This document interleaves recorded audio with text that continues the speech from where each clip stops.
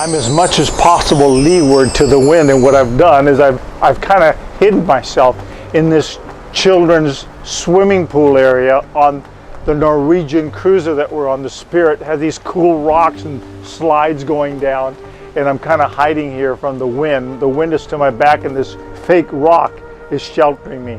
But we were behind me, you'll see, we were on the corner of Rhodes, and that's what we spent our whole day doing today while we were in port. It's an ancient city. It's a Crusader city. High walls, amazing. I mean, they look like 20 feet high. Huge classic turrets. It is really nice looking. I've never seen anything like it. And when you go into the city, the old streets are still there with the cobblestone rocks, all hand laid.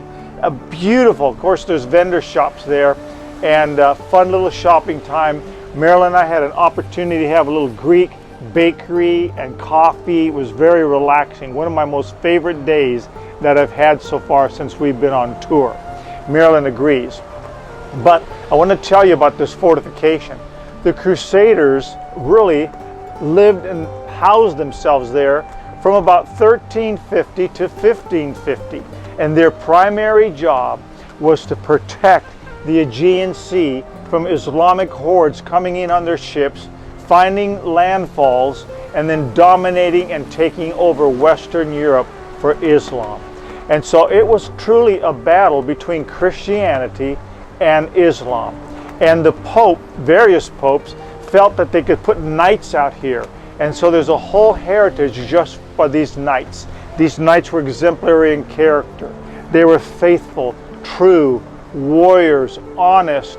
He chose the cream of the knight crop to come here, and the Knights of Templar and others to defend the Aegean from the Islamic onslaught. So you might be thinking, listen, little bear, it doesn't make sense to me. Why would God even use the Crusades? I've heard bad things about Crusades. Christians fighting Muslims. What's wrong with us? Listen, I don't fully understand God. He could send peals of thunder, split the earth with earthquakes, and stop it with plagues. He could do all manner of things miraculously. He doesn't need humans to stop. Acts chapter 17 has told us that God has determined the times and the limits where men would live on the face of the earth.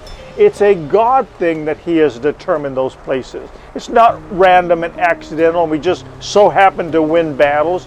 God determined those things, and He uses humans to accomplish His historic purposes. Why? I don't know. That's just God. He is sovereign.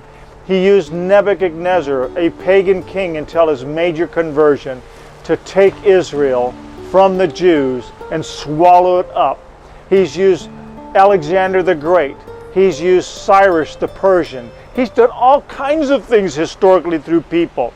God is sovereign, but one thing I can tell you, Western Europe is secure with Christianity because knights stayed here as in other locations to protect the Islamic onslaught coming into countries and dominating and taking them over in the name of Islam. Praise God that those boundaries, according to Acts chapter 17, have been set by God for the preservation of Christianity. And come hell or high water, no force will shut God down in His purposes, that Christianity will flourish on the face of the earth until Jesus comes back as King of Kings and Lord of Lords. I leave you with this word to pause and ponder.